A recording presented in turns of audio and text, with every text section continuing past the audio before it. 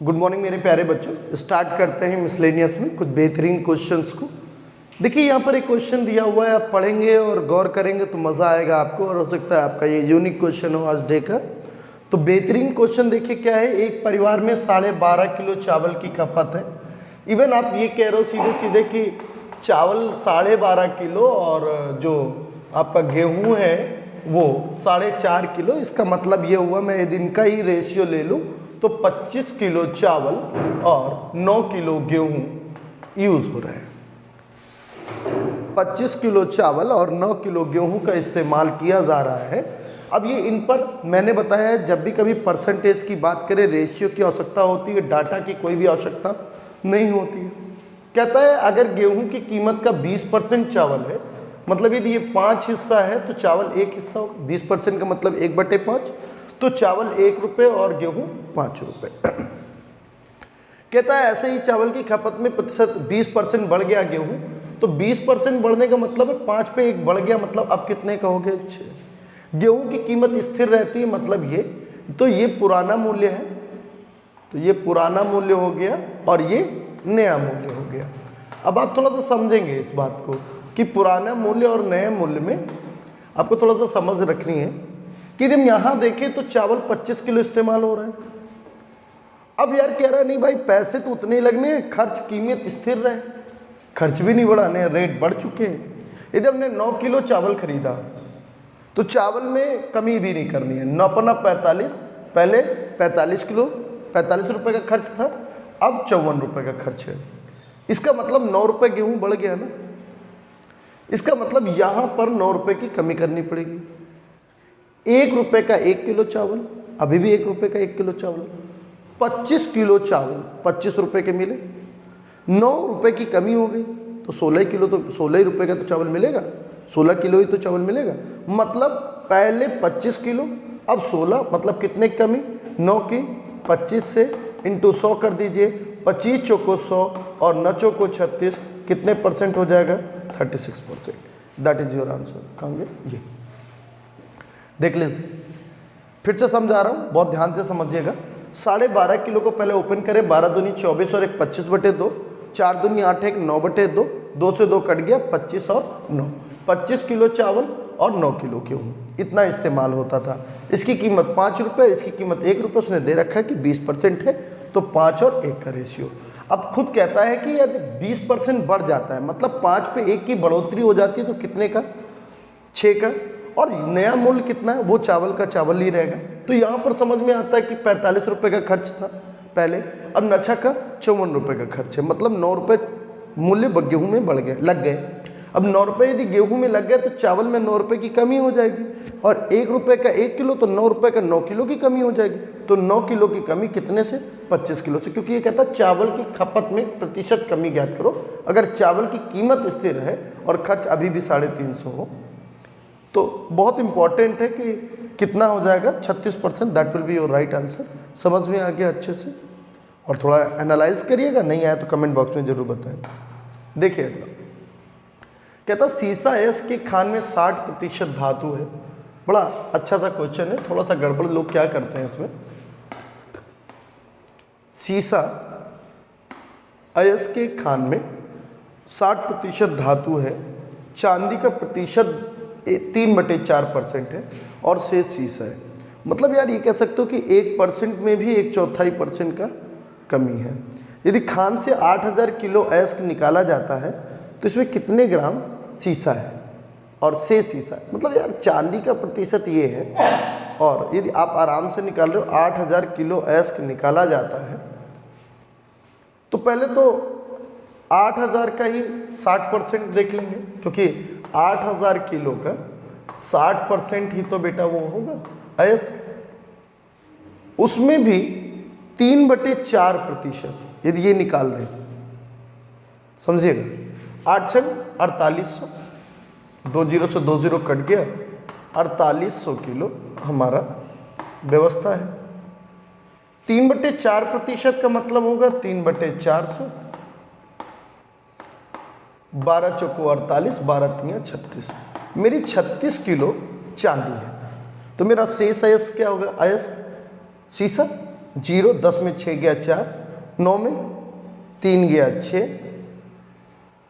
और 4764 किलो। तो बहुत इंपॉर्टेंट है, 4764 kilo, that answer will be 6, B part. तो बड़ा आसान सा क्वेश्चन था, लोग परेशान होते हैं कि सर कैसे होगा, बहुत सिंपल सा। पहले 8000 किलो था, 8000 किलो में 60% धातु है, तो 8 छंग 4800 तो आपका अयस्क हो गया, और उस अयस्क में चांदी हमने निकाल दी 3/400 करके, तो चांदी 36 किलो निकली, तो 4800 में 36 घटा दी 4764। अगला देखिए, कहता है, बड़ा अच्छा सा क्वेश्चन है, कहता है कि एक कक्षा में 25% छात्र परीक्षा के लिए अनुपस्थित थे, 30% 20 अंक से असफल रहे और 5 अंक की विशेष छूट के कारण सिर्फ 10% एब्सेंट रहे। यदि शेष छात्रों ने औसत 60 अंकों का स्कोर किया तो कक्षा का स्कोर बताइए और पास अंक 33 है। सर आप बात समझ सकते हैं ना, कहता है 25% छात्र अनुपस्थित थे, 30% 20 अंक से असफल रहे। यदि हम 100 छात्र मान लें तो 25 ये लोग हो गए, 30% फेल हो गए और 5 अंक की विशेष छूट के कारण 10 फेल हो गए। 20 अंक से फेल हुए और 5 अंक की विशेष के कारण सिर्फ 10% just pass because of grace of mark 10। देखिए सर, बात बहुत सिंपल है, 33 आपका पासिंग स्कोर है, इनके 20 अंक कम है, इसका मतलब 13 ही तो मिला होगा इनको। 10% जस्ट पासिंग है, 5 अंक की विशेष छूट के कारण, तो मिले तो 28 ही होंगे। अगला कहता है और पास अंक 33 है, कक्षा का स्कोर बताइए। शेष छात्रों का औसत 60 अंकों का स्कोर किया औसत। शेष छात्र कितने बचे? 25 और 30 55 और 10 65, बचे कितने? 35। उनका स्कोर कितना? 60। अब आप इनके तो शून्य नंबर है, तो सीधा सीधा ये हम इसको देख लें। तो 5 से तो पहले रेशियो संख्या का निकाल लें। 5 25, 5 6 30, 5 दूनी 10, 5 7 35। यदि मैं सही हूँ तो 6 5 11, 2 13 और 7 20। अब यदि हम इंटू करा के जोड़ लें तो 5 0 0 प्लस 13 6 78 प्लस 28 दूनी 56 प्लस 7 6 42 420 और बटे में 20। टोटल देखिए कितना है? 8 6 14, 4 से लगा 1 2 5 2 7 7 14 और 1 15, 4 और 1 5 बटे 20। काट दीजिए, 2 से काटेंगे तो कितना हो जाएगा? क्या गलत ऐड हो गया? जरूर चेक कर लें। 7 5 12 तो यही है, ऐड तो सही है। 7 6 42, 28 दूनी 56, 13 6 78 एंड नथिंग इज मिस्ड। फिर से देख लेते हैं। 25% छात्र के लिए अनुपस्थित थे, ठीक है सर, हो गए अनुपस्थित। 30% 20 अंक से असफल रहे और 5 अंक की विशेष छूट के कारण सिर्फ 10% पास हो गए, सिर्फ 10% पास हो गए। ये बड़ा गड़बड़ सा statement. 10% just pass because of grace of mark, ये तो सही लिखा है, इंग्लिश में सही लिखा हुआ है। यदि से छात्रों ने 60 अंकों का औसत स्कोर किया तो कक्षा का औसत स्कोर बताइए और पास अंक 33 है। ठीक है सर, सब तो सही है, तो इसको करेक्ट कर लीजिएगा। 2 3 6 तो कभी होने वाला नहीं है, और ये ऑप्शन जो कह रहे हैं वो 600 से ऊपर है। ठीक है, इसको आप चेक करिएगा, देन हम लोग आगे इस पे बात कर लेंगे। चेक कर लीजिएगा, कुछ है उसमें ऊपर नीचे हो सकता है। बड़ा अच्छा सा क्वेश्चन है। कहता है हाल ही में उत्तर प्रदेश के बिजनौर में बाजार में खरीदारी करते समय दुकानदार छूट पर 2 नए शर्ट बेच रहा था। मैंने अपने छोटे लड़के आर्यन के लिए उसमें से एक शर्ट लेने का फैसला किया। दुकानदार ने मुझे पहले 42 रुपये का दाम बताया और कहा कि यह आमतौर पर उस कीमत के 8/7 पर बेचा जाता है। फिर उसने मुझे दूसरी शर्ट का 36 रुपये दाम बताया और ये कहा कि ये आमतौर पर कीमत का 7/6 दाम पर बेचा जाता है। 2 शर्ट में से जो आपको लगता है कि एक बेहतर सौदा है, उस पर प्रतिशत छूट क्या है? सर ये बड़ा नॉर्मल सी बात है। लोगों को ये लगने लगता है कि सर 42 रुपये का दाम बताया है, और 42 रुपये का दाम तो तब बताया ना जब उसने 7 का माल बोल दिया। आमतौर पे 8/7 में बेचा जाता है। मतलब आप सीधा सीधा कह सकते हो कि उसका इनिशियल प्राइस क्या रहा होगा, 8 छंग 48। मतलब उसकी कीमत, वास्तविक कीमत क्या होगी, 48 होगी। 36 वाले का 7/6 रहा होगा और 6 × 36, तो वास्तविक कीमत क्या रही होगी, 42। तो ऑब्वियस सी बात है, एक 48 और दूसरी 42। ये सोचने वाली बात है कि किसमें परसेंटेज क्या है, परसेंटेज पूछ रहा है। आप सोचो ना, यदि 42 वाली को 48 में बेच रहा है तो 6 की छूट दे रहा है 42% इंटू 100, तो 14.28% छूट हो गई पहले वाले में। दूसरी वाली शर्ट में 36 से 42, 6/36 इंटू 100, 6 रुपये की छूट दे रहा है, सॉरी 42 पे दे रहा है, 6 रुपये की छूट 48 पे दे रहा है। यह गड़बड़ है भाई, ये थोड़ा सा दिमाग लगाने वाली बात है। इनिशियल प्राइस तो ये है ना सर, ये तो छूट देने के बाद हुई है। तो 6 रुपये की छूट किस पर है, 48 पर, और 6 रुपये की छूट किस पर है, 42 पर। 6 से कट करेंगे 6/48 तो आ जाएगा 12.5%, और 6 सत्ते 42, 1/7 तो आ जाएगा 14.28%। तो अब यहाँ से देख पा रहे हैं कि पहली शर्ट में जो छूट है वो कितने की है, फर्स्ट शर्ट में 12.5 की है और 14.28 की है। प्रतिशत छूट क्या है, क्या कहता है कि 2 शर्टों में से जो आपको लगता है कि एक बेहतर सौदा है, उस पर better bargain, what is the percentage discount on it. तो सेकेंड में है, तो सेकेंड शर्ट में 14.28%।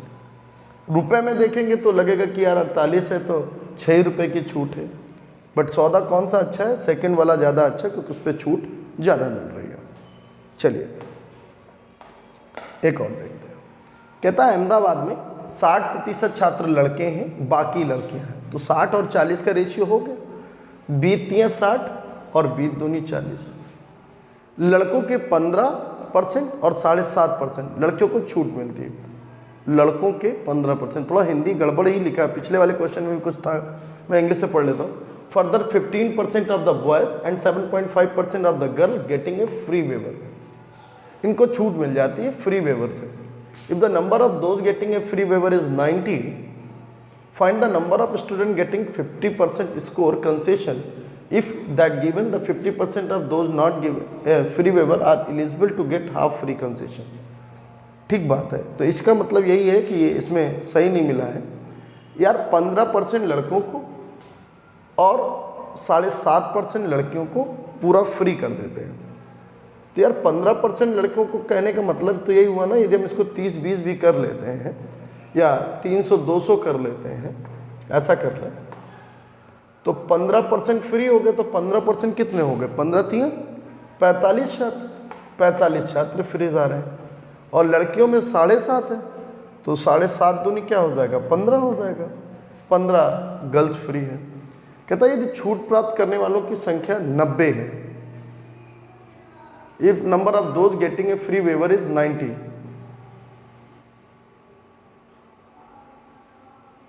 नब्बे कहाँ हो रहे भाई, 45 और 15 कितने हुए, 5 5 10, 4 और 1 5, 60। तो 1.5 गुना और होना चाहिए। तो 1.5 गुना कर लीजिए, तो 1.5 गुना होंगे तो ये तो बनेंगे नहीं। तो वही बात है 300 + 200। तो छूट प्राप्त इन शेष छात्रों में से छूट प्राप्त करने वाले समय, कुछ तो गड़बड़ है भाई। At IIM Ahmedabad 60% of student are boys and the rest of the girl. Further 15% of the boys and 7.5% of the girl are getting a free waiver. If the number of those getting a free waiver is 90, and find the total number of students getting 50% score concession if it is given that 50% of those are not getting a free waiver are eligible to get free half concession.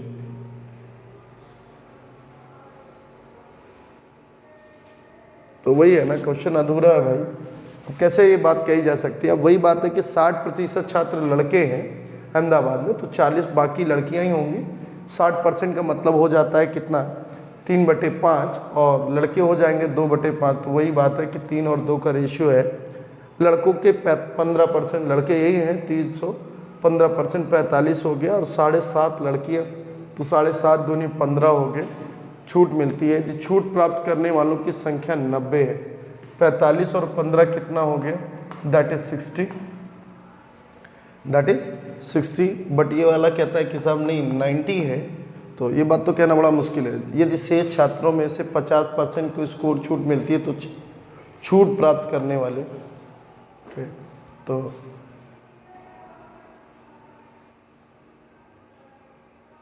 50% को score छूट मिलती है, तो इन शेष छात्रों में से, भाई इट्स अ डिफरेंट क्वेश्चन, कुछ और ही कहना चाहता है। तो इसको आप करिए और कमेंट बॉक्स में बताइए कि व्हाट इज़ द आंसर, या कुछ करेक्शन की नीड है तो मैं बताता हूँ कल आपको। Thank you so much. जय हिंद।